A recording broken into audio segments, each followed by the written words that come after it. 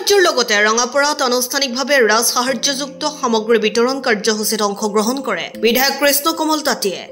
সমগ্ৰ ৰাজ্যৰ লগতে ৰঙাপাৰা সমষ্টিৰ অন্তৰ্গত ঘোৰামাৰী সমবায় সমিতিৰ অন্তৰ্গত সোণাবিল বোকাজানৰ কৈলাশ দাসৰ সুলভ মূল্যৰ দোকানত অন্ন সেৱা আঁচনিৰ জৰিয়তে ৰাষ্ট্ৰীয় খাদ্য সুৰক্ষা আইনৰ অধীনস্থ পৰিয়াললৈ ৰাজ সাহায্যযুক্ত মচুৰ দালি, নিমখ আৰু চেনি বিতৰণ কাৰ্যসূচীত অংশগ্ৰহণ কৰে ৰঙাপাৰা সমষ্টিৰ বিধায়ক কৃষ্ণ কমল তাঁতী। এই বিশেষ পদক্ষেপৰ বাবে মুখ্যমন্ত্ৰী হিমন্ত বিশ্ব শৰ্মাক বিশেষভাৱে ধন্যবাদ জ্ঞাপন কৰে ৰঙাপাৰা সমষ্টিৰ বিধায়ক কৃষ্ণ কমল তাঁতীয়ে। হয়, আজি এক বিশেষ দিন, অন্ন সেৱাৰ দিন আৰু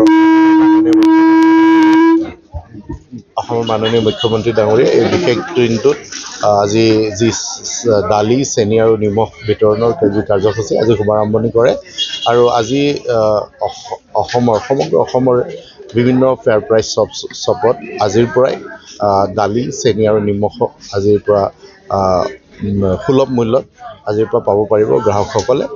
আজি শুভাৰম্ভণি এটা বিশেষ দিন এইকাৰণে যে এটা সময় আছিল মোৰ আজিও মনত পৰে যে মানুহৰ ঘৰে ঘৰে, অসমৰ মানুহৰ ঘৰে ঘৰে বহু অসহায় অনাহাৰে থকা ব্যক্তিসকল আহিছিল। তেওঁলোকে এনেকুৱা এটা পৰ্যায় পাইছিল যে তেওঁলোকে চাউল ভিক্ষা কৰিবলগীয়া হৈছিল মানুহৰ ঘৰে ঘৰে।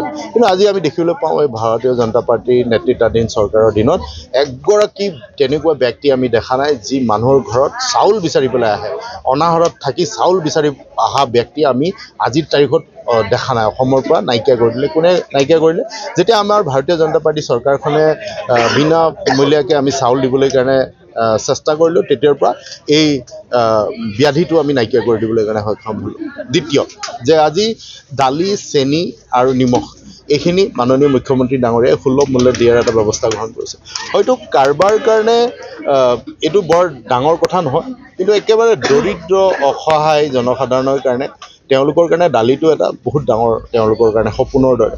মই বহু মানুহ এনেকুৱা দেখিছোঁ শাক আৰু ভাত খায়েই গোটেই জীৱন নিৰ্বাহ কৰিছে, কচু ভাত খায়েই মানুহে জীৱন নিৰ্বাহ কৰিছে, কিন্তু আজি তেওঁলোকৰ কাৰণেও দালি ক্ৰয় কৰাটো এটা সপোনৰ দৰে। কিন্তু সেই তেনেকুৱা ব্যক্তিসকলেও আজি দালি ল'ব পৰা এটা পৰিৱেশ নিৰ্মাণ কৰিছে। অসমৰ মাননীয় মুখ্যমন্ত্ৰী ডাঙৰীয়াই দালি, চেনি আৰু নিমখ জানুৱাৰী মাহৰ পৰা 100 টকাতে পাব আৰু আজি আমি প্ৰতিগৰাকী দৰিদ্ৰ মানুহক আমি 1250 টকাকৈ আমি তেওঁলোকৰ একাউণ্টত ভৰাই দিয়াৰ এটা ব্যৱস্থা কৰিছোঁ, তেওঁলোকে যাতে অৰুণোদয়ৰ যোগেদি। তো মই ভাবোঁ এতিয়া আমি যি দালি, চেনি আৰু নিমখ দিয়াৰ ব্যৱস্থাটো কৰিছোঁ, নিশ্চিতভাৱে দৰিদ্ৰ জনসাধাৰণ একেবাৰে নিৰ্মূল কৰাটো ভাৰতীয় জনতা পাৰ্টী চৰকাৰৰ এটা লক্ষ্য আৰু নিশ্চিতভাৱে আগন্তুক দিনত আমি দেখিবলৈ পাম যে অসমৰ পৰা দৰিদ্ৰতা আমি একেবাৰে নিৰ্মূল কৰি দিব পাৰিম।